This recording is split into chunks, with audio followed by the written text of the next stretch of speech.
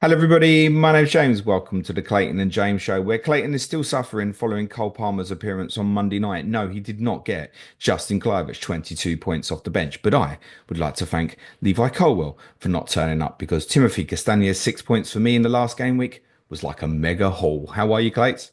I'm good, mate. All good. Yeah, recovered from the Palmer showing, despite not really doing anything. Well, from a fantasy perspective. Noni Yeah. Madueke still.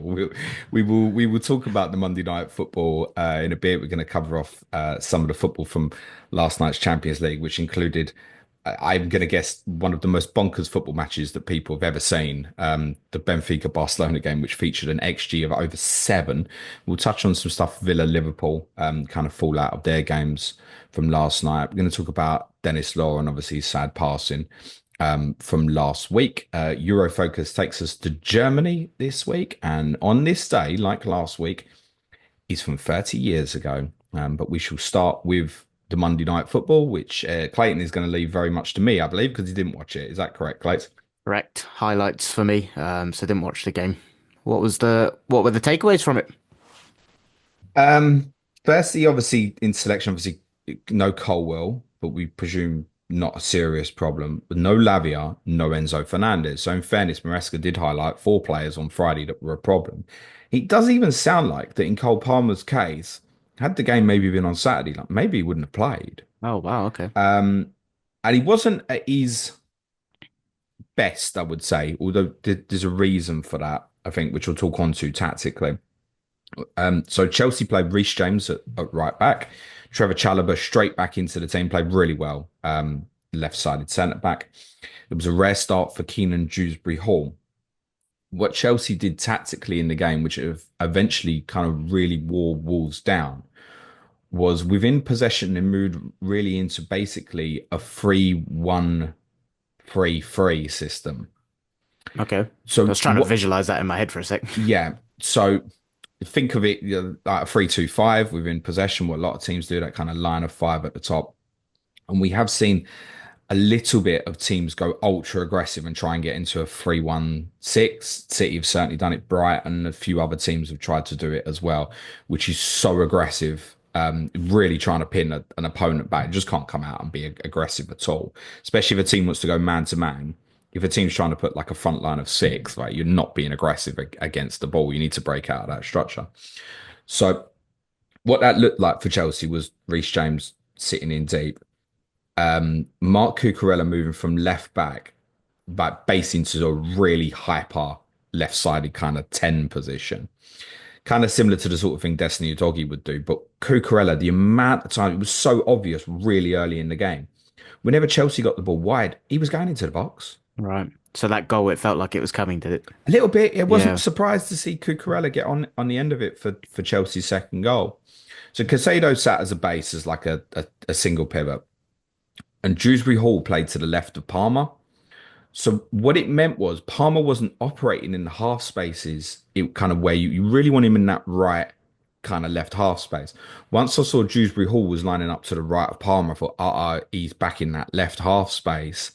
That's not where we want him from a fancy perspective so much. Although, as someone who didn't captain him this way, I wasn't so fussed. But then obviously, Cucurella keeps bumming on. So Cucurella's on the left of Palmer. See, what it meant was Palmer ended up playing quite deep Okay. quite a lot of the game because he was the link, whereas Dewsbury Hall and Cucurella were like runners either side. He pinned with the two wide players, Neto and Madueke, really high, and obviously you've got Jackson as a spear. It wasn't like a 3-1-6. It was layered in 4 tiers, 3-1-3-3.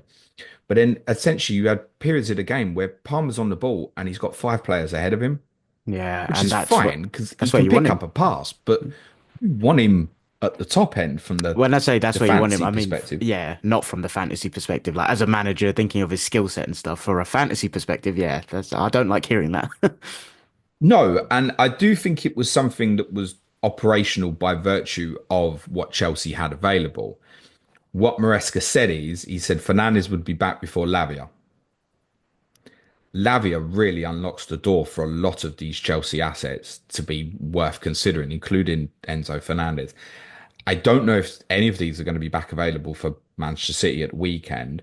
I don't think they would line up that way away to Manchester City. I'm not No, I'd be sure surprised. what he would do. under those circumstances.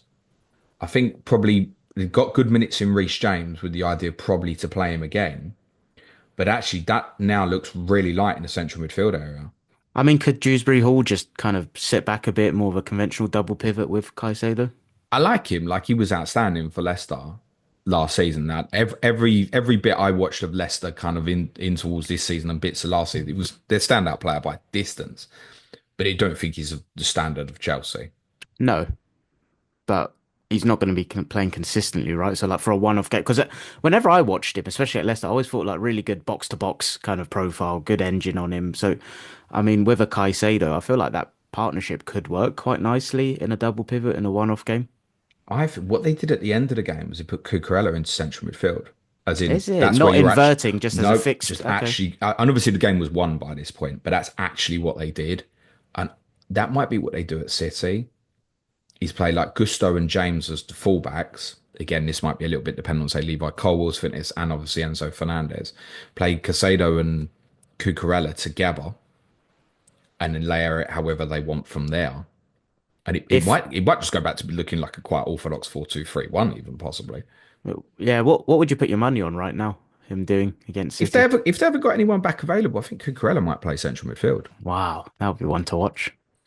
And then you can move if they want to do it the same way, you can have Gusto play the role that Cucurella played on Monday night, which Gusto did at Liverpool early in the Yeah, season. And I think I want to say maybe at Manchester United as well from memory. So interesting one. Chelsea, I think if they have that same 11 at City, they might be in trouble on Saturday. I think that midfield's then light. yeah, and to have Lavia and Enzo out at the same time is a bit of a problem. Obviously, from a fancy perspective, there's no major concern from a Cole Palmer perspective, but it is something to keep an eye on with Lavia and Fernandez obviously out at the moment. I don't suppose anybody, despite the troubles City have had this season, I don't suppose anyone is actually considering Palmer for captaincy this week. Feels like a straight Salah versus Isak shootout, Yeah, doesn't I it? think so. Yeah, So you wouldn't want Cole Palmer playing there regularly. I don't think from a fancy perspective. but it's a funny one that like the way you've described the setup, I can only really see that against the teams that are in the bottom half of the table, and they're typically the ones where you want to be captaining him. So yeah, be one to keep an eye on for sure. Yeah, absolutely. I mean, it's not. There's particularly one later in the season where I think Liverpool have Newcastle at home and Chelsea have either Southampton or Leicester at home. You're right. Yeah, they've got That Southampton at home that same Southampton at week. home. That's the one where it will come back round. You'll think. I mean, Newcastle at home. You still captain Salah is obviously fine, but you will be very tempted to go Palmer in that particular week. 24 against West Ham's kind of off the table because of the double game week. So it's not something Palmer owners have to fret about. And there's nowhere to sell him to even really spend the money. Although I do sense a few are going Palmer to Foden, but I don't think that's much of our engaged community at the moment. Just call out the casuals, mate. Well, they're not listening to this anyway, are they? So I just love that subtle I'd R be engaged surprised. community. I don't mind people buying Foden. He's on a streak. I just don't think many of the engaged community would be going Palmer to Foden at the moment, No, personally. I agree. Um, I guess Nick, one thing on that though, on the Palmer positioning, like you said, a lot of it probably is in the absence of Lavia and Enzo, right? So assuming they're back yeah, and available, how likely is it that he goes for this similar setup again? I'm gonna say probably not likely. Lavia's absolutely critical to them. He's become such an important player. It helps Casado as well because then they can both go and be aggressive together, basically. And I think, to reference back those Liverpool Manchester United games, which Chelsea didn't win either of those games, but we saw it particularly in those two games. And Enzo's obviously a midfield player who can play multiple different roles. So yeah, something to keep an eye on. That was a bit of a takeaway, which Chalobah did really well. Kind of came back in seamlessly. Felt like he'd never really been away, Almost which got a goal, obviously, didn't he? yeah, he almost got a goal, which of course would have been a Cole Palmer assist. Yes, Mo Salah captainers, I guess, won this week. Although I saw a few Erling Haaland captainers claiming victory this week. Although I would be somewhat disappointed with a 6-pointer from Haaland in a 6-0 victory. It was largely a bit of a dead end, wasn't it, for most people on their captaincy this week? Oh, Chris Wood owners, obviously, I've seen a few Chris Wood captainers out there, Oh, obviously really? did Fair well. play. Yeah, I've seen a few. Nicholas Jackson. So I was pretty much prepping to go Jackson to Gakpo this week. And obviously, of course, I own a Tottenham player who inevitably is injured. So I probably need to deal with that first. And considering Jackson to Mateta, I'm not sure. It's taking a transfer away from future plans and leaves me quite tight for game week 29 if I want to run through it. I do think Mateta probably really does outscore Jackson over the period in between it.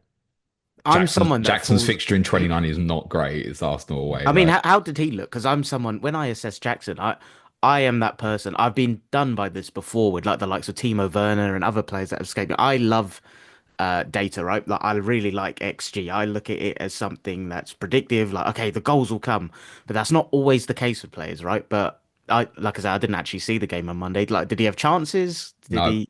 Okay, because that's No, and something like you he always normally associate. does. Yeah, Yeah, I don't mind him the kind of missing the chance. The only effort he had on goal was, and he arguably he should have done better. Really, was a chance in injury time. okay, That was the only shot he had in the game. His XA is not too bad for a number nine in the game. I think his XGI was still sort of kind of like the point 4 level, which is okay. But as referenced last week, he'd had 4 games already this season where he'd had like an XGI of over 1 yeah. this season. This was obviously a big drop from that. And in those 4 that he'd done really well, he'd only scored 2 in those 4 home games.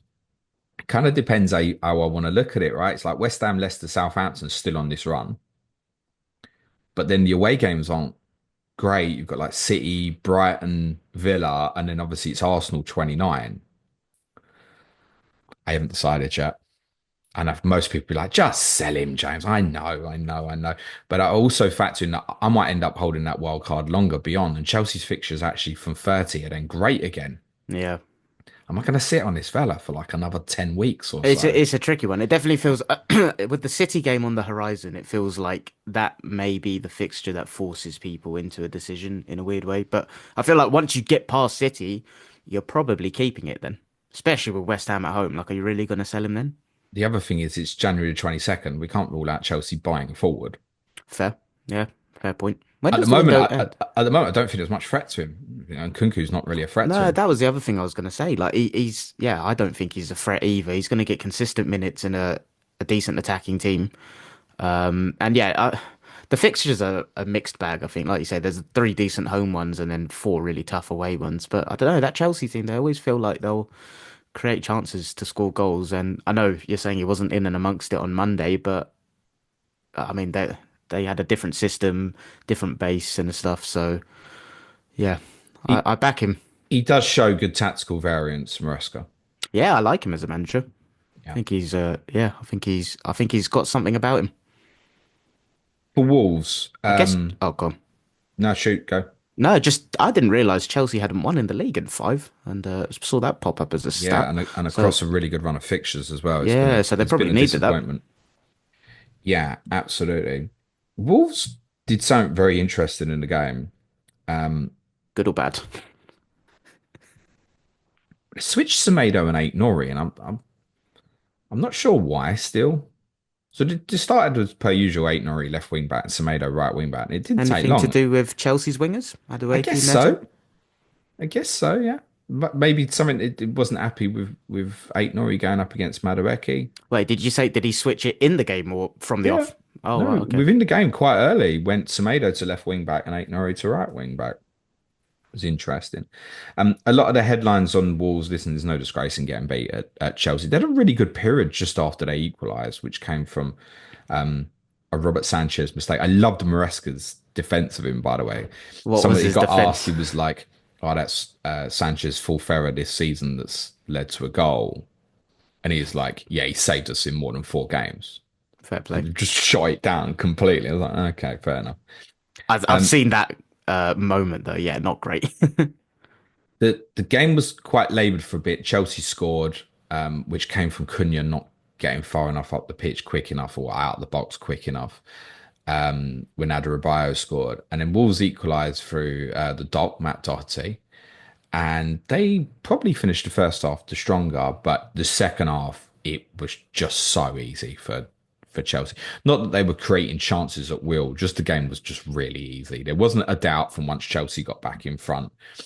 through Mark Cucurella that they were going to win. It helped that the third goal from Madueke, stolen from Chalobah, I therefore j- stolen from Palmer. it's the way he went and celebrated it as well, like no remorse at all. I kind of What? rate Yeah. it. Why? Why? Do you remember? I don't know if you remember. Do you remember the Palmer goal at Southampton I where do not know. Nkunku kind of half got a shot away that beat the keeper, and he also I kind of got do know, yeah. yeah, and then Palmer followed it in on the line and rolled it in. And there's a picture that Palmer put on his Instagram of Nkunku lying on the floor and Palmer wheeling away celebrating. And Palmer had put on his Insta, he was like, yeah, yeah, sorry, that was for my FPL Yeah, managers. I do remember that And now, then yeah. everyone was grabbing that Monday night and was like, oh yeah, sorry, it's for the FPL managers who didn't captain you and stuff like that.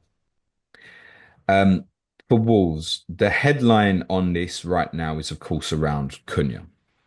It is indeed. So, first thing, bit of a defense of him.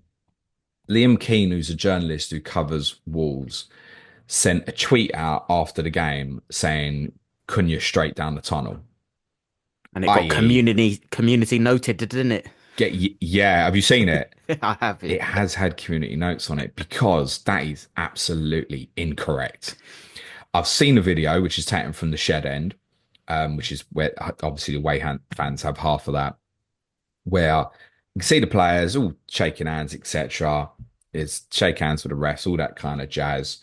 And then Cunha walks in towards the Chelsea half. He shakes hands with another Chelsea player and quite obviously and blatantly claps the Wolves fans. Now, it's done from a distance. It's not like he's walked all the way over, but I also don't blame him having just lost 3-1. No one expects you to take your shirt off and go and put it in the crowd.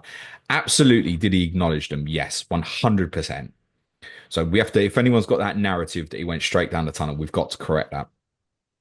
However, Vitor Pereira openly said himself after the game, I didn't like his body language. Yeah, that's the thing. So, yeah, you can have your narrative either way on that. What we think we know from reports going around online is that Arsenal have agreed terms with Cunha.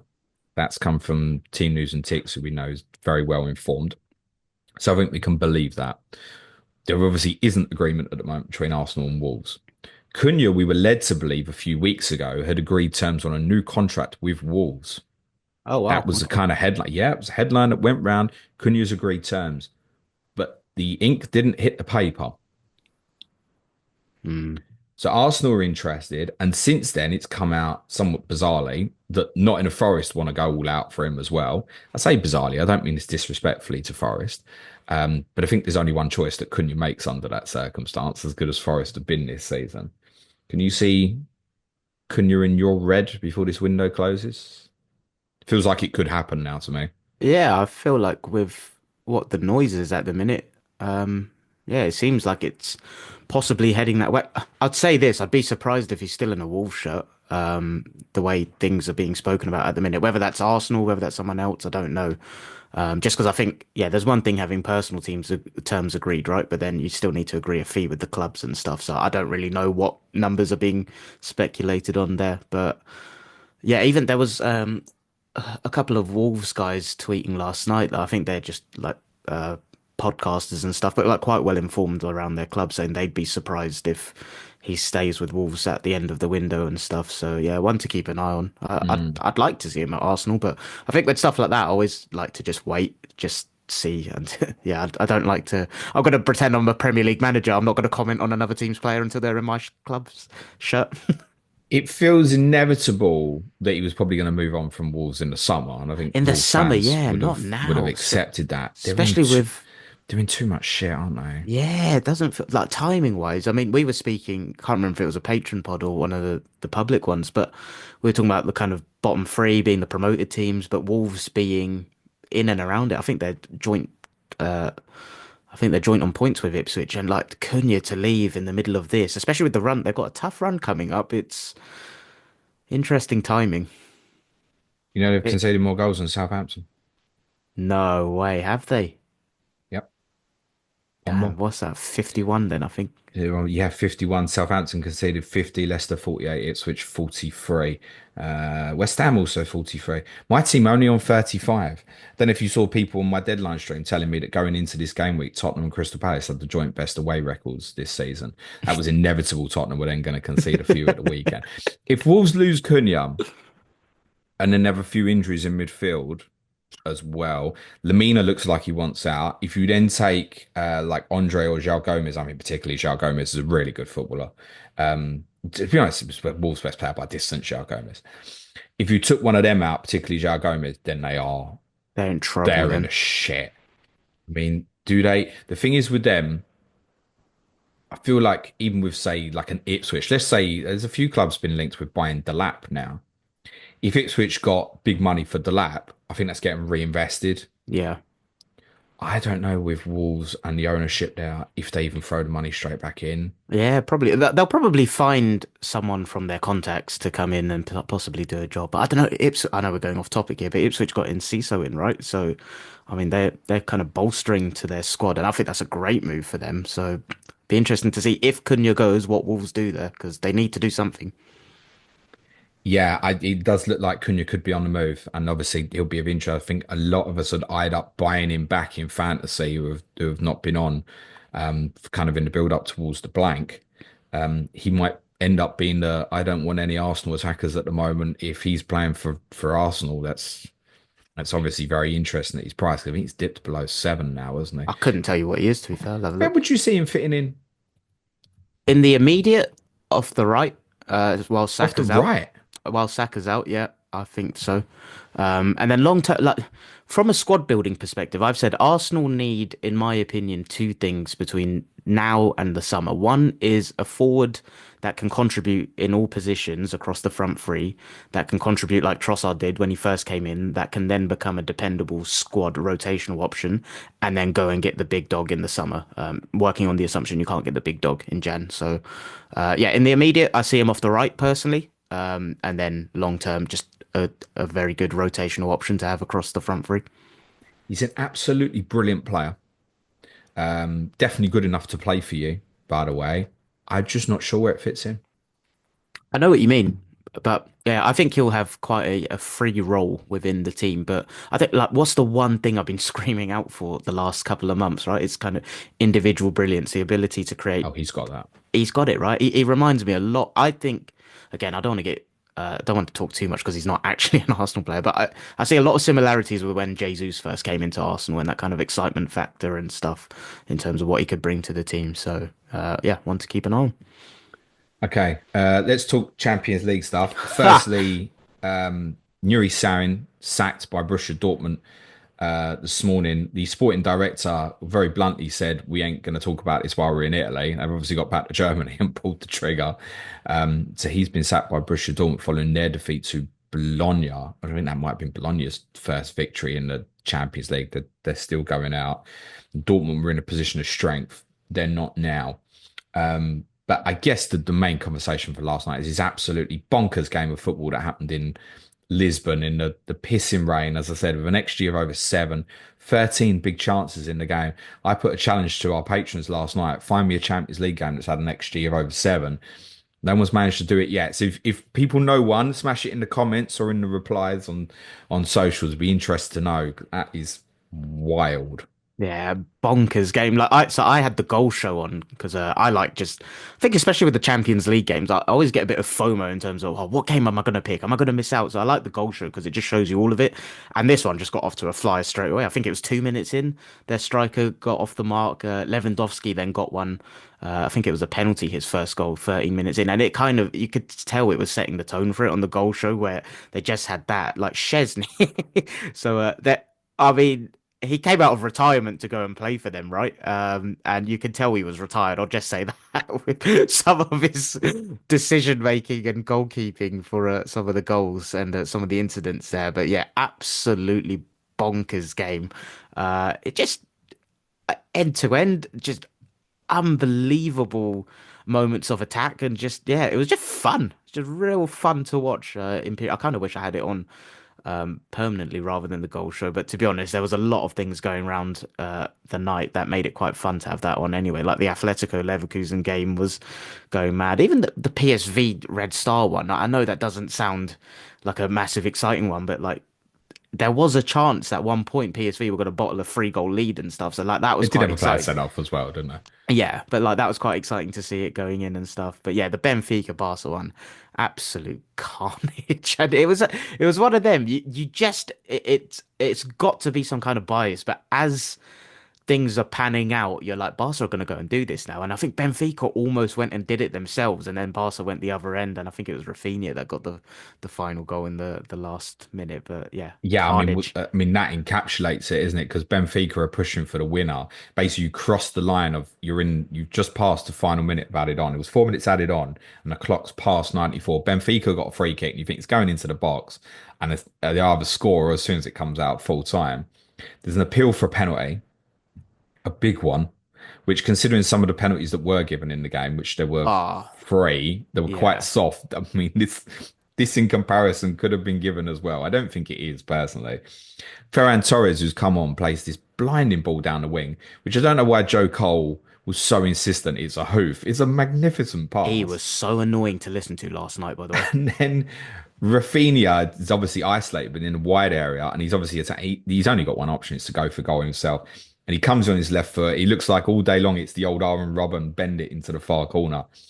And as the defender goes to block and overcompensates, thinking that's what's going to happen, he just closes his foot, smashes it through his leg. Keeper's going the other way as well into the near post limbs. If you'd have been in that away end, yeah, Oh, oh, mate. carnage. Few Yeah, to broken win bones five this four, morning. having been losing the whole game, basically, that's some madness. Have you seen his Rafinha's header for his first goal? Yeah, I've seen all the goals back. I mean, that's also if you can find a headed goal from a longer distance. I'm sure there are some bizarre ones.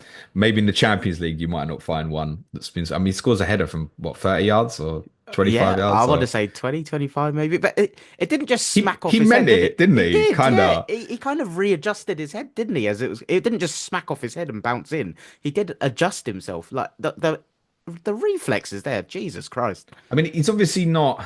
He's not going to have picked out the corner of the net kind of gig. I'm just going to put it back there. For those who haven't seen it, the goalkeeper clears the ball down the field and Rafinha's like 30 yards out and heads it back, basically, and scores because the keeper's at the angle as well. So just flies back in. It had controversial moments with the penalties. It had bonkers goals. I mean, like you said, I mean, Benfica's second goal, Chesney. Go back in the shower and have another cigarette, mate. Honestly, we must shout out as well, Evangelis Pavlidis, who scored a hat trick for Hat trick, Benfica yeah. and went off when they were winning and has ended up on the losing side. Must have been in an absolute rage at the end of the game. Hansi Flick's doing pretty well at Barcelona. It's easy on nights like this to forget what a car crash of a football club they've become over the last few years from a financial perspective. With stories like, Danny Elmo got him in. Can you play him and register him in the second half of the season or not? It's just a mess from month to month for them.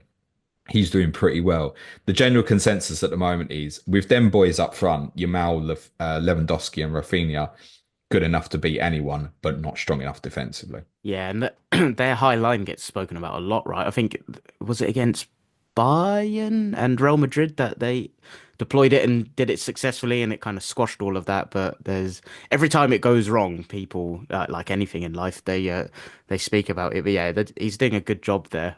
Did you see Bruno Lage at the end? Who was the manager that famously Oh gave it? yeah, Was it Phil Brown? Phil Brown at Hull. Yeah, Yeah, it can't, Bruno was giving it very large, wasn't he? oh He's. no, I thought.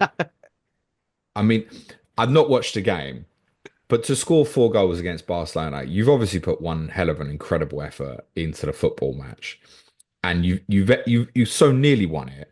Obviously, from a position of 3-1 and 4-2, of course, at this level, you shouldn't be obviously losing the football match. But I don't know. I'm not thinking here. The Benfica players didn't put the effort in just from the little. I'd be surprised. So then to get that where he's basically give the whole team a dressing down on the pitch in the pissing rain, straight after that.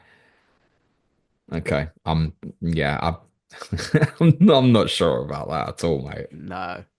The just one thing on the keeper thing, I heard James Horncastle talking about it on the goal show. It's Inaki Peña's their goalkeeper, right, in the absence of ter Stegen. But apparently Hansi Flick kind of wanted Chesney to come in because of experience and stuff. And I think Chesney even started the Super Cup against Real Madrid, but then he got sent off. So Peña kind of came back into the team. But yeah, he opted for Chesney's experience last night, and yeah, he was a bit of a calamity, to be honest. I mean, that, as you mentioned, the Super Copper against Madrid, which was played somewhere in the Middle East, I'm presuming Saudi Arabia. They beat Real Madrid 5-2 Yep. in the final of that. They and Liverpool are obviously now qualified. That's confirmed for the last 16 of the Champions League. But they're 7 points off Real Madrid in La Liga and sitting in third currently. Behind Atletico had this incredible comeback victory with 10 men last night. I'm going to pretend I didn't sell Julian Alvarez in UCL Fantasy, Oh but shit, yeah, yes, I've had some good numbers, but it would have been nice to have that one as well. Yes, I did. That's peak Atletico, isn't it? it was. Before we move on, just touch on Villa and Liverpool a little bit. So I watched the first half of this. Which The one? problem of Villa, sorry, and then Harry was that no, you're having enough of the TV now. It's like okay, fine. Problem with watching games in Monaco is you don't feel like you're watching a Champions League game. It's like that Stade Louis II Stadium is it's nice setting, it's quite picturesque and stuff, but you might as well be played in front of a behind closed doors crowd. Like there's never any atmosphere in games that played there. It feels really Feels Europa weird. League, don't it? Kinda, yeah, but there's some Europa League clubs who create some very good atmospheres. Villa conceded a shit goal from a set play. By the way, just back on Wolves, 19 goals conceded from set plays this season. Oh damn! Looking forward to Saturday now. That's like I think it's about eight more than anyone else. Yeah, Wow. don't be benching Gabriel this week, kids, as a reminder. That's a very good reason. And Cunha is obviously another good reason at the moment to think, well, what if he doesn't even play? Anyway, yeah, I think Villa were quite limp. I felt it never truly looked like they were going to score. And I totally get that they obviously would have put a lot into the Saturday fixture against yourselves.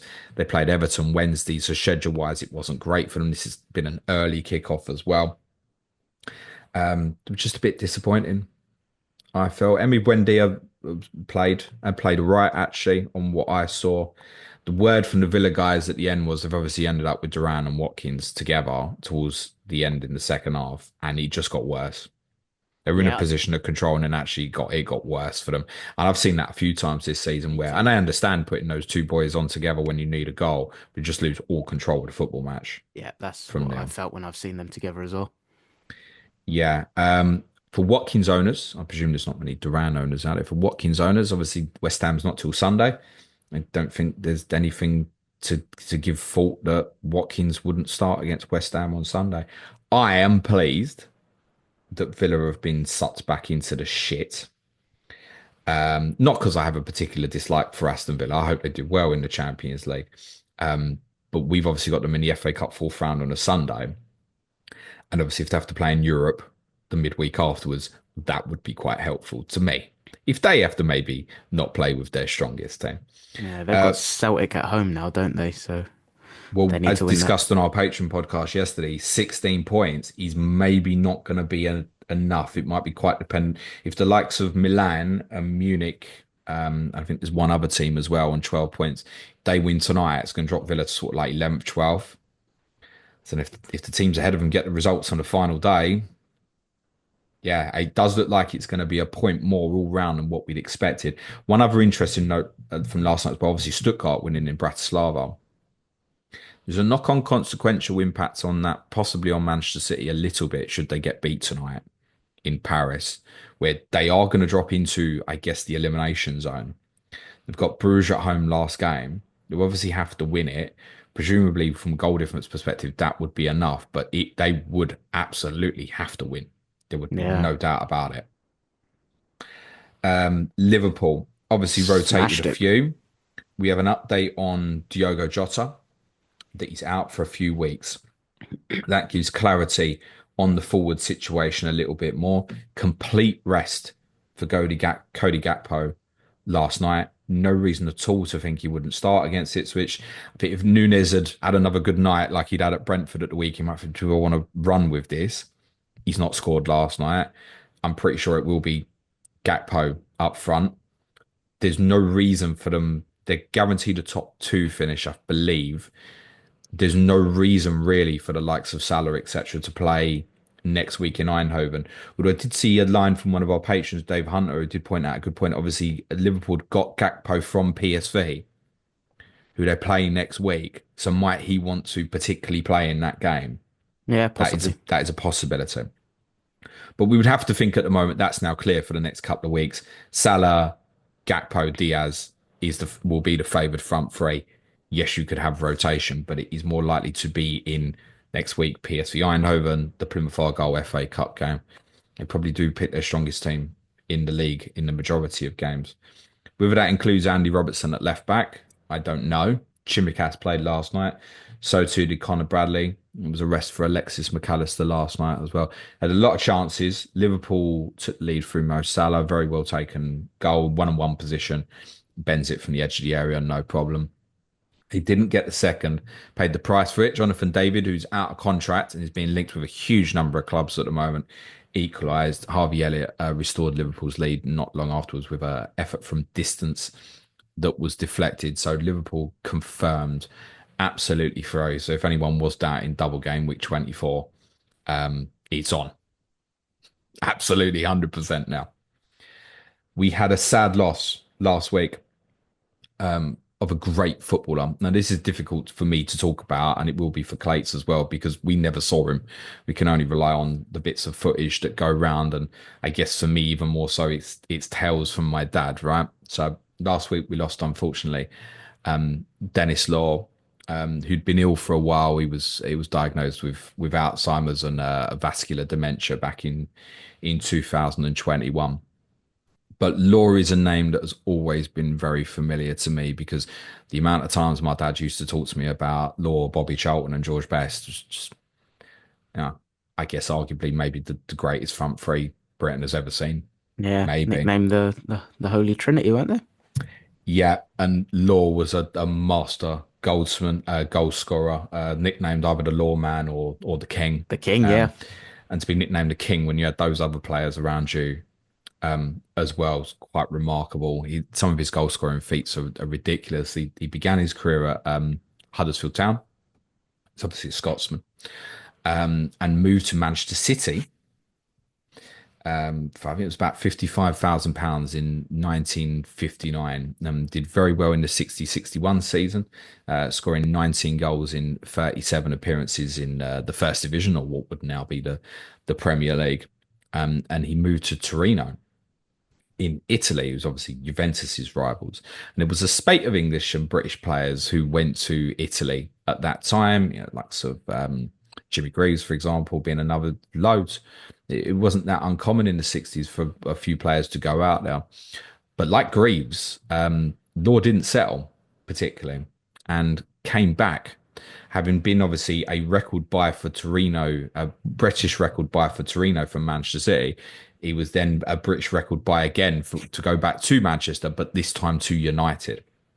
The fee for the record, it was £115,000. Yes, that was the British record. By the way, when Jimmy Greaves came back to Tottenham from AC Milan, Tottenham paid £99,999. Oh wow. That was because Bill Nicholson didn't want Jimmy Greaves to have the tag of being the first £100,000 footballer. Ah, How times have changed. I'm sure I Neymar, read Neymar that was probably begging to be the first £200 million player, I'm guessing. probably. I'm sure I read somewhere that even when he signed for City at the time, that was a British transfer record. I'm not sure about the 55,000. It Okay. definitely was when Torino bought him from Manchester City. So he goes back to United, and I mean, just have a listen to these. 62 63 season, 23 goals in 38 games. The following 63 64, he scores 30 league goals in 30 games. Do you think he'd have been in all our FPL I teams? think so, yeah. He also scored 10 goals in 6 cup games, 6 goals in 5 European games. He actually finished the season with 46 goals in 42 games.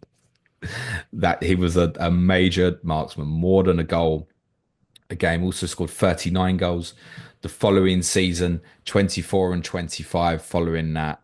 A very, very consistent player until pretty much the 67 68 season where he began to have troubles with knee injuries. And unfortunately for Law, I don't know if many people remember this, he didn't play in the European Cup final, which is, I guess, Oh wow. arguably Manchester United's greatest night. I know people will say the treble team, but you have to remember the consequence of the 68 team after the Munich air crash 10 years earlier, the famous Busby Babes, who beat the brilliant Benfica with Eusebio in the 1968 European Cup final at Wembley.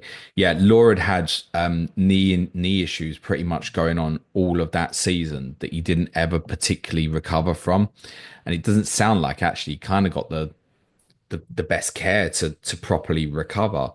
This is a top footballer. Like he'd been part of United's title winning season team, obviously from the previous season. You had to win the league then to get into what is now the Champions League. Also title winner 64, 65, part of the FA Cup winning team in 1963. He won the Ballon d'Or in 1964. Only He's Scotland to win it, right? not a Mickey Mouse footballer. Only that. Yeah. Do you think they'll ever be? It might be another Scotsman wins it. You never know. He's labelled by many Scots as Scotland's greatest ever player. He holds the joint record for most goals scored for Scotland with another king, Kenny Dalglish. Ali Although McCoy's did it. Dalglish, was it Ali McCoy's got the Oh same no, I was number as just gonna say well? Ali McCoy's did a really nice tribute to him this weekend as Oh, I well. can I was listening. imagine. Yeah. Ali McCoy is great to listen to and on things like that. And Ali McCoy's probably looked at someone like Law as probably the hero, I should imagine. Um, yeah, I think Law was 30 goals in 55 games, was Yep. Dalglish was 30 goals in over 100, I think. Law actually said as well, he actually played for a World 11 team at Wembley, I think in 1964 or 65. And he scored the only goal for the world team that actually lost 2-1 to England.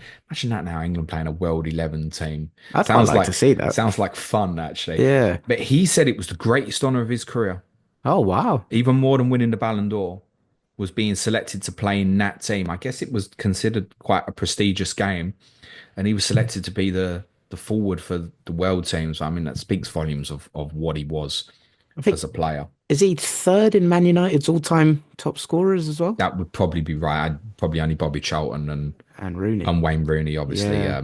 I mean, to have a ahead of statue him. outside Old Trafford with like the size and stature of that club speaks volumes, don't it? The Yeah. tributes on Sunday were really nice, to be Have you fair. been to Old Trafford? I have, yeah, I've been a few times. When I last went, I don't know what it is about it. I think particularly the Munich tunnel area is it hits you when you walk through there, whether you It support does, yeah. Manchester United or not. There's something very historic about that. But I know it's falling down and the roof's leaking and all that. That one feels like the most historic one when you go. You can feel Yep, the history of Manchester United you can. when you go there, and you've got the statue of Busby, obviously, uh, um, outside, and then you've got the three lads, the trinity of players together with Law with his hand in the air, and you just to see of people every time you go there want to take pictures of it, including my dad, obviously. I want a picture with my free, and Dad loved them. It was different back then in like my dad's era was like as you obviously went you supported Tottenham, but quite often I've told you stories about this before, like my dad's best mate was an Arsenal fan, and then when Tottenham was where you go to Arsenal and vice versa you'd go to Tottenham, and quite often like my dad would obviously if Arsenal was playing United be like I've got to go to Highbury to watch these Oh, three wow. players, and my dad especially loved George Best particularly.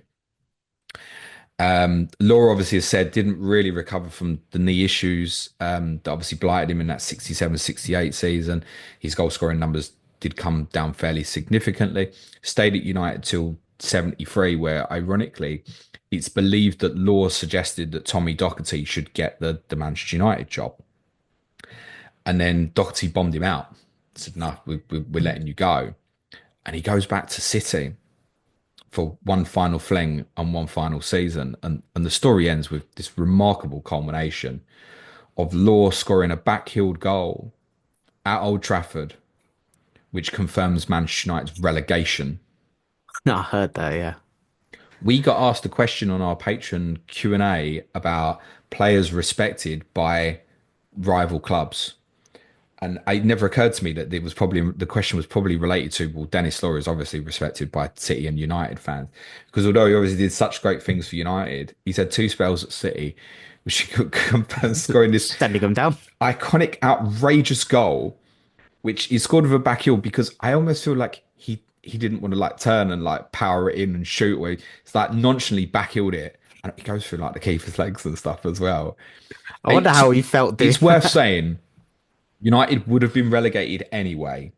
But the narrative of the story is Denis Law scored the goal that relegated United. That game was actually abandoned because United fans invaded the pitch with 5 minutes to go after Law's goal. And the game got abandoned, and it was deemed that the result would stand, obviously, City winning. But Law was substituted pretty much straight after his goal and walks down the tunnel with his head completely bowed, doesn't acknowledge anyone or anything. He looks almost a bit heartbroken. Yeah, I can imagine. Nice tribute. The great Denis Law obviously sadly lost to us last week. Eurofocus Clates, where we going? We're going to Germany, Hoffenheim, who celebrated their 125th anniversary last year, which means they were founded in 1899. Like a few of these clubs that we're covering, they weren't initially founded as a football club. It's another gymnastics one that was founded in Hoffenheim in All these 18. gymnastics. I know. Maybe Who knew? that's You never knew this till this year, did you? what about the That all gymnastics these clubs? clubs are like No, not a they're clue. spin-offs of other shit. Mate, I Yeah. didn't have a clue about half of these clubs prior to the weeks I start researching these anyway. But Hoffenheim's an interesting one. Like, as I'm talking through it, you'll probably think, oh, it's a nice story, this and that. But it's that they've divided opinion in Germany, which I'll get to why in a second. But I think a lot of people will be aware of like how the Red Bull teams like Leipzig are kind of perceived in Germany. A team like Hoffenheim has a different but similar perception, but I wasn't aware of it at all prior to this. So yeah, a bit about their history before we go into the modern day. So yeah, they were founded 1899, like I said, as a gymnastics club. In 1921, as football was getting more popular, they then actually founded a separate football club, and that competed in the kind of local amateur leagues and stuff. And they basically had two separate clubs for the whole period while they were established in 1899 and then 1921. And then again, like a lot of the clubs we're covering at the minute, the World War II had a big impact, right? So it was the end of World War II where clubs were looking to kind of consolidate resources, try build themselves back up again. They decided to merge the two, and that's where TSG 1899 Hoffenheim was formed. And yeah, they retained the kind of 1899 foundation to reflect the legacy of the area. But yeah, post merger, they were kind of a very lower tier club. They were competing in the local regions. They still maintained the gymnastics and stuff though, so they were still operating as this kind of multi-club model, working on football and gymnastics and stuff. But then it was for years that they were competing in what was called the A class, which was the seventh tier of German football. And initially and historically, they had like such limited resources, like poor infrastructure, no real ambitions to rise up the leagues and anything. It was very much a community-based club. And as we'll talk on in a bit, like Hoffenheim is a really small part of Germany. I think their population from memory was like literally 4,000, I want to say. I just literally checked. 3,191 at last Yeah, check. absolutely mad, which makes their story even more interesting, which goes to the 1990s, which is when a former player called Dietmar Hopp, who played for Hoffenheim, is the co-founder of a company who I think a lot of people that probably work in the kind of corporate environment will be aware of, SAP. I don't actually know what they do as a business, but I've definitely heard of them before. So SAP. yeah, SAP. What's I want SAP? to. It's not WhatsApp, the social media thing. I think it's some kind of like accounting software. I don't know, but I definitely heard of it when I used to work in corporate as well. But anyway, Enterprise resource planning software developed by a German Surge company. would definitely be all Yeah, it's over Sudge's SAP, wouldn't bag, it? isn't it? Yeah, yeah, Yeah. yeah, yeah. But yeah, in the 90s, Dietmar Hopp, who, like I said, he was a former Hoffenheim player, but he co-founded the company SAP. And he then decided to invest in the club. And now, why this is interesting is I think a lot of people will know about Germany's kind of 50+1 rule, right? In terms of ownership and fan ownership and stuff. But he started investing in the 90s and his form of investment came in the sense of like modernizing the facility, like all of the things you associate when a club goes through a kind of new ownership and they come into money, they modernize the facilities, they build a state of the art youth academy, they start recruiting better players and coaches. And yeah, he now owns 96% of the club, which is a bit mad considering the kind of 50% rule that they have in Germany. I think there's only two clubs outside of the obvious one in Leipzig that have a little bit of an exception, and it's Leverkusen, who we've covered before because of Buyer Bayer, pharmaceuticals, yeah. yeah, and the other one is Wolfsburg because it was initially founded by Volkswagen and the workers of that club. Maybe that's one we can cover another day. And then Leipzig is one that for a whole other podcast because they've kind of exploited loopholes and stuff and this and that. But anyway, Hop came in, invested, great for the fans and everything. Yeah, they moved into a cool stadium, but their timeline is when it starts to get interesting. So in 2006, under Ralf Rangnick, they achieved back-to-back promotion. So they went from the third tier to the Bundesliga under They had Ralf. some madly famous managers when they were in lower divisions. Yeah, Hansi yeah. Flick was there as well. It was. Nagelsmann had a stint with them more recently compared to the period you're Yeah. talking about. But yeah, 2008, they kind of got into the Bundesliga, made their debut. And yeah, it was in 2009 that they actually moved into a stadium that, I mean, considering their population, they were playing in the lower divisions in like 5,000 capacity stadiums. He then spent, I think it was over 80 million pounds on a stadium that was known as the Rhein-Neckar Arena, and they moved into a 30,000 seater stadium. Like, I mean, I'm really interested to see if there's any German football supporters listening to this, like what your perception is on this as it's unwinding. But yeah, that's what happened. They came into money. He invested in the club. They started to progress. They got into Europe. They qualified for the Europa League in the 17-18 season. They made their debut in the Champions League under Nagelsmann in the 18-19 season. When I think of Hoffenheim, I always think of Bobby Firmino. And Yeah, he went yeah, I from get them that. Yeah. to That's he where went Liverpool from bought them. him from. Yeah, but their all-time top scorer is Kramaric, who was at Leicester for. I don't think he played much for them, literally like a handful of games, but I do remember him at Leicester for a bit. But yeah, he's their all-time leading scorer. They've got a player who literally yesterday got announced that he's moving to Bayern in the summer. In Tom Bischoff, who's a 19-year-old, so one to keep an eye on for him. Maybe if I'm Bayern sure he'll Munich get a winner tomorrow. probably. But yeah, it's an interesting one then because yeah, like I said, in Germany they've got that strong 50 plus one rule. They're really clear on majority fan ownership. Bayern Munich's another one that's interesting in terms of how they structure it because of the amount of members worldwide, and it's literally like 49.9% of Bayern Munich is owned by other companies, and the rest are kind of fan owned. But yeah, Wolfsburg by Leverkusen for reasons already explained briefly, Leipzig for loopholes, but Hoffenheim are the other one. And from my research, again, like I'd love to hear from people that actually live and support teams in Germany. They come across and are perceived as a bit of like a plastic club, It's not really. manufactured. Yeah, not really taken seriously. And it's even I know I'm going on a tangent here, but it's really interesting to see that Klopp, obviously being a Dortmund legend, like going and taking that kind of gig with the Red Bull company, and He's had a lot of stake for it. yeah, but yeah, that's a bit on Hoffenheim. I'm surprised you've not gone for this game because the reason we are covering them is they are playing Tottenham on Thursday, which is tomorrow. Just quickly, actually, in terms of how they're getting on this season, yeah, not great. The fairy Oh, tale is you join the can club. yeah, they are just outside the relegation zone. They're 3 points above it. They were on a really tough spell where they hadn't won for bloody ages. I think their last win was actually against Leipzig, which was on the 23rd of November in all competitions. But they won 3-1 against a team called Holstein Kiel this weekend, who That's like a happened to beer, be. doesn't it? It does sound Yes, like a a bit, Holstein kill, yeah. please. But they're bottom of the league, that team. So yeah, they've got a win, but not doing great domestically. But in the I've never seen anyone in trouble and Dr. Tottenham turn up. That never happens, does it? no, exactly. And in the Europa League, they're 26th as well on 6 points. And you Yeah. guys, I think, are ninth on 11. Yeah, we are. Probably take a point now if we could. They've got injuries as well, I believe.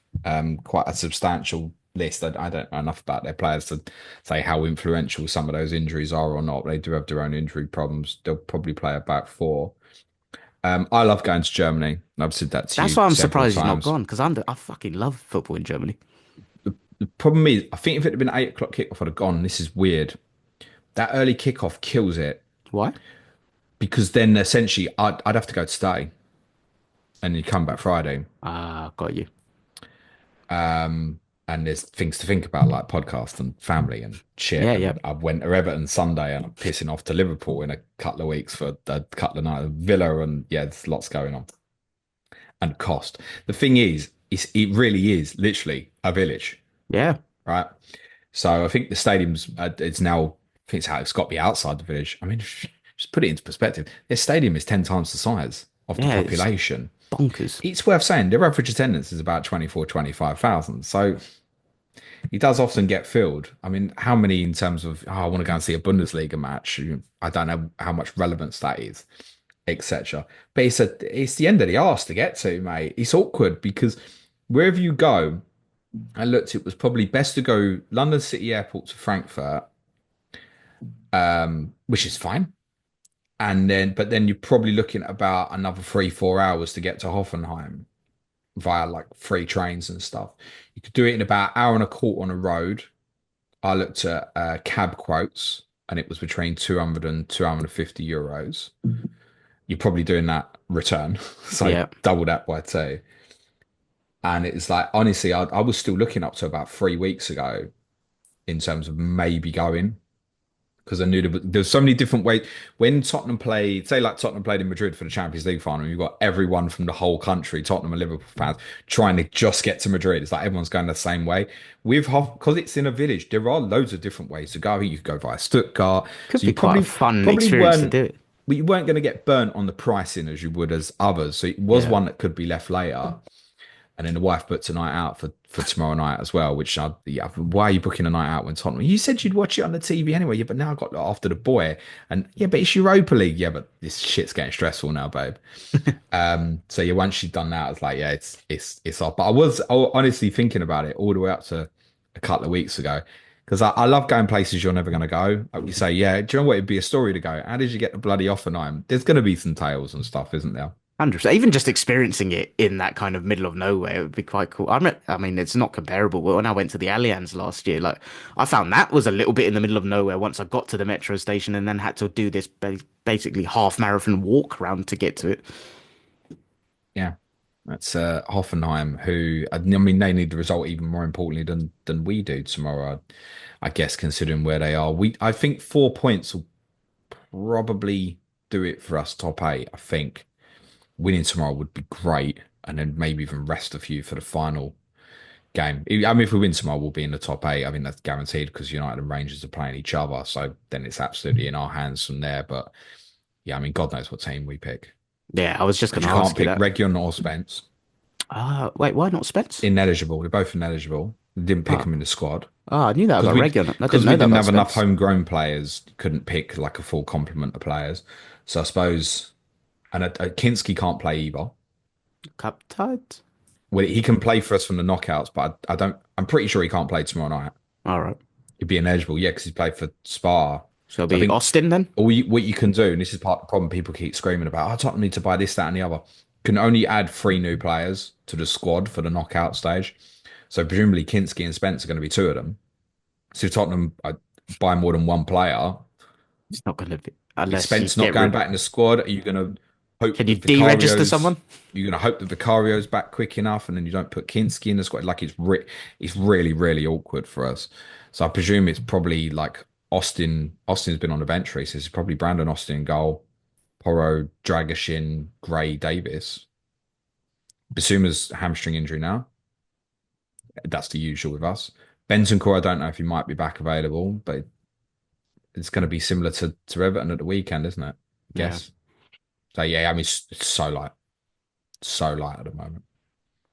Anyway, let's move on to on this day. What year are we time traveling to today? We're traveling back 30 years to 1995, and this is part two of the trilogy here, Clates, because Okay. for those who listened last week, remember we spoke about Andy Cole's move from Manchester United from Newcastle to Manchester United, and those two clubs playing each other. The following Sunday was the all-important game between Manchester United and league leaders Blackburn. United are 5 points behind Blackburn, and Blackburn have got a game in hand. So Blackburn are 55 points from 23, United 50 points from 24. And just behind that, Liverpool, Nottingham Forest, And no, not Arsenal, Clates. You were 13th. Yeah. Yeah. You think you're in trouble now. Mate. Just above that, by the way, Chelsea 12th, Manchester City 11th, by the way. Yeah, no, I don't think we're in trouble. To the Arsenal fans that ever forget parts of where we've been, fucking, we have it easy where we are. Yeah, but you wouldn't be a Blackburn fan now and go, do you remember? Do you remember how it was? No. Yeah, we remember how it was when you were able to spend money to compete with, and they were one of the biggest spending clubs in the league at that time. So this felt pivotal, right? If Blackburn went to Old Trafford and won and went 8 points clear of a game in hand, it's beginning to look like it's on. United have obviously rejuvenated their squad with the addition of Andy Cole. Team lineups for Manchester United: Peter Schmeichel in goal, Dennis Irwin, Gary Pallister, Steve Bruce, and I presume, like I said to you last week, I think Roy Keane played right back. In midfield, Paul Ince, Ryan Giggs, Lee Sharp, Brian McClare. Cole joined up front, of course, by Eric Cantona. The Blackburn lineup: Tim Flowers, Colin Hendry, and Paul Warhurst at the back. Warhurst, who famously once every couple of years would end up playing up front every week. People might remember a spell he had at Sheffield Wednesday a couple of years prior where they moved him from centre back up front, and he scored in about 7 games in a row, Clates. Oh wow. Average though. Graham Lasso, people might remember. Alan Wright was also a left back. Henningberg played midfield. Mark Atkins, Tim Sherwood, Jason Wilcox played on the left. They were missing Stuart Ripley, who would have commonly played right wing for them. Up front, the SAS duo of Shearer and Sutton. And United start this game at high tempo, as you could imagine. 2 minutes gone, ball goes over the top. It fails to get dealt with, and Cole's through on debut to score at the Stretford end. Not a And bad start. Colin Hendry dives back at him. You remember Colin Hendry at all? No, I don't. Scots used to call him Braveheart. Like, did he throw his body on the line? He was. He was. If you wanted someone to dive in front of a block, of all the players I've ever seen, you put him right near the top. Is it like John Terry when he kind A of little bit. dived Yeah, with he'd, his he'd head? he'd put his body on the line completely. He was that sort of centre back and a really good leader for Blackburn as well. And this team was full of leaders, actually. Shearer, Sutton, Tim Sherwood was captain, Hendry, Tim Flowers in goal. Graham Lasso obviously played regularly for England, moved on to Chelsea. Hendry gets back at him, doesn't get near the ball, but just does enough that just forces Cole to kind of hit the ball at a higher trajectory point than he wanted, shanks it wide at the near post. Then screams and appeals for I don't know what, but he just turns and screams and appeals. So United start the game really fast and it's kind of all them, but they're not exactly battering down the door. And as we get into the second half of the game, still 0-0, Blackburn begin to creep into it a little bit more and more because the desperation, because of the table, is all with United. Shearer has a great chance on the back post and snatches at it on the half volley and drags it wide. He's completely free, could take a touch actually. And it's really unlike him because obviously as a finisher, he was the king at that time. He had another one where he had a great run. And for those who only saw the latter period of Alan Shearer, you'll forget how quick he was Oh really? when he Yeah, was I younger. don't He was, associate pace he with him. was when he first went to Blackburn, Clates, he was lightning quick, absolutely rapid. And then obviously the injuries and his evolution to become the kind of target man forward that he was in his later days and the kind of the last few years at Newcastle. He's a mad evolution from what he was as a youngster because most people, if you lose your pace, you really kind of lose what you are, right? Yeah, So if to you take someone redefine himself. like Kane, who's been compared to Shearer quite a lot, Kane was never explosive quick, right? Yep. But Shearer was. Interesting. Yeah, I didn't know So that. Kane was always someone I think you'd look at as like a profile of like in his latter career, he'll be a nine, he'll be, good hold up player and stuff like that. But Shearer evolved from this lightning quick forward. It was kind of almost like you'd have compared to say like an Ian Wright, for example. Oh wow, okay.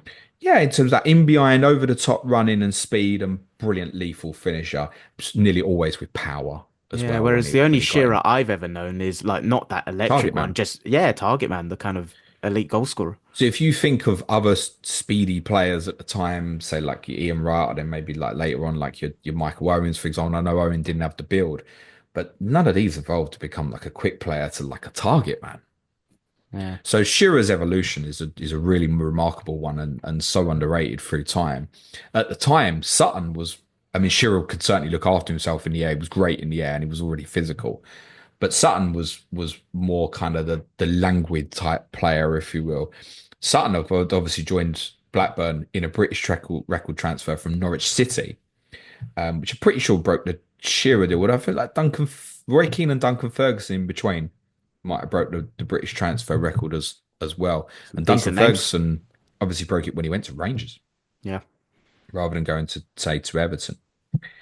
To Blackburn, you can feel them getting back into the game. United getting a bit more desperate. They throw Kanchelskis on. I think been coming back from an injury. 15 minutes to go. And the only goal comes with 10 minutes to go. And you can tell the game's quite stretched, where it's like one team's carrying with it and then they win it back. And eventually it falls to Giggs. And he done that, the slalom kind of run. It's there again. And he overruns it and Henningberg cuts it out. And then Berg's running towards the touchline and Giggs is going with him. And fair play to Giggs, who's just kind of put his 30-yard sprint in and overrun it. He gets back at Berg and wins a perfect sliding tackle.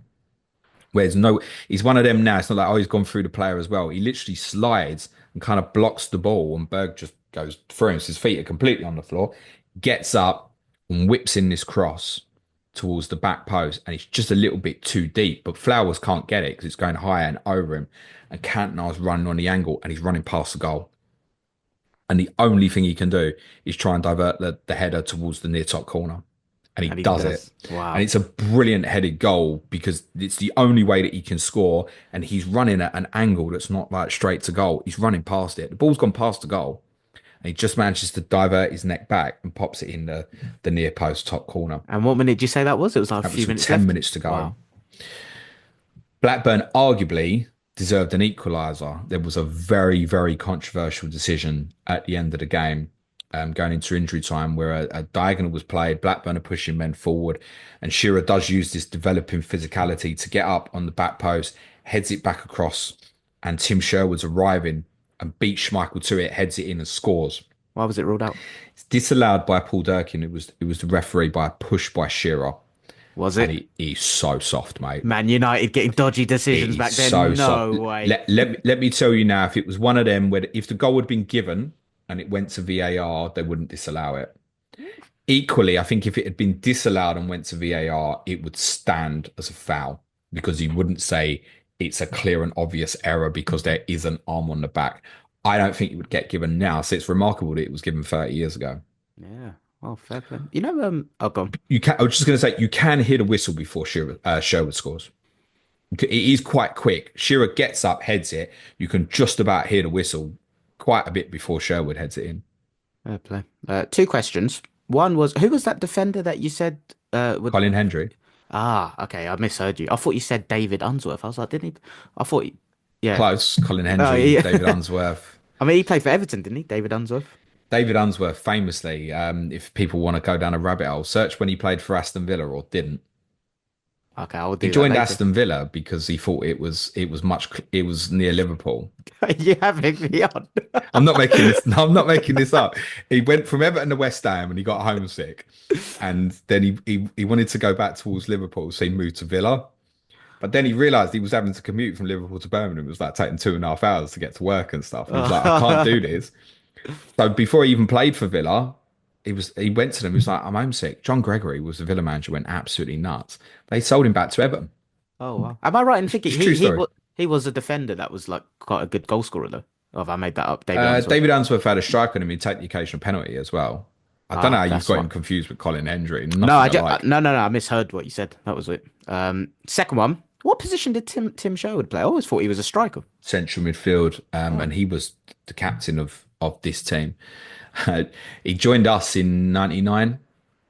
As soon as he joined us, he got in the England squad. It still happens now. It's like if you're English and you play for Tottenham, you're immediately in contention. I don't think he ever got a call up when he was with Blackburn. And it's worth saying, after this season where Blackburn won the title, it did start going downhill. I remember we played them the following season, 95, 96. I think they finished about 10th. And I'm telling you, they got in our 3 times, basically, mate. And this was a bad Tottenham. Absolutely battered them. Shearer got Wow. hat-trick. Shearer got hat-trick. They won 3-2. Damn. Yeah, I don't know why I Because thought he he was a was so striker. good. Shearer then obviously went to Newcastle And then from 96, 97, they did have 1 year under Roy Hodgson where they did all right and got back to sort of like fifth, sixth. But then they went down under, obviously, when Brian Kidd was manager in 98, 99, where Sir Alex Ferguson famously said after the draw at Blackburn in the midweek of, would have been game week 37 or would have been game week, probably still game week 41 then, yeah. That'd have been an interesting double game week. United drew to kind of stay above you in the race for the title, and Blackburn were relegated as a consequence. And Ferguson said after the game that he didn't know that Blackburn had been relegated. Oh, wow. And I'm pretty sure that he did. It was a dig at Brian Kidd for the fact that he'd left there and gone and Ouch. he'd left him. Yeah, it was a dig. By all accounts, they really fell out. This isn't the end of the story. The story continues tomorrow on Patreon. Sorry, yeah, support the show at www.patreon.com/Planet FPL. There's tomorrow available for basic plus tier patrons and above. We're doing a full podcast on what happened at Selhurst Park 3 days later. Because Cantona had scored the winning goal to keep United in the title race and then decided to kung fu kick a Crystal Palace fan at Selhurst Park in one of the most remarkable incidents in certainly football history in this country. I'm We'll looking be forward to we'll listening be to that. delving into the detail of that. I must credit our Manchester United correspondent Gary Robinson, who put the thought in my head over a year ago and said, "When you've got an anniversary, this will make a great point." I've been sitting on that idea for a year, so really looking forward to doing that tomorrow. Yeah, it's an incident that like I've seen like a 30-second YouTube clip of, but I've never immersed myself in a bit of content that talks about it as a story and stuff. So yeah, I'm looking forward to listening to that one. Jamil Galani is one of our patrons, who's West Ham fan. People might remember the South goalkeeper from game week 39, two guys, one cup on socials. He DM'd me and he said, I was there. No way. So I can't remember nothing, but I was there. Cheers, Shab. Thanks, Hashtag Sham. Cheers, insight. mate. Shout out, buddy. Good lad is Sham. That's all for the Clayton and James show. Tomorrow, absolutely blinding clash of correspondence for you tomorrow.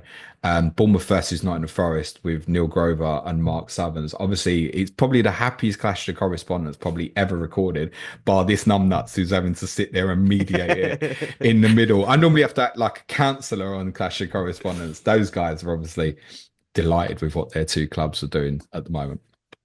Cheers, Lovely Dave. stuff. Cheers, mate. Thanks, everyone. Be nice to each other. Smash a like, hit the sub button. 5-star reviews go a long way. Cue music, please. Man sharp.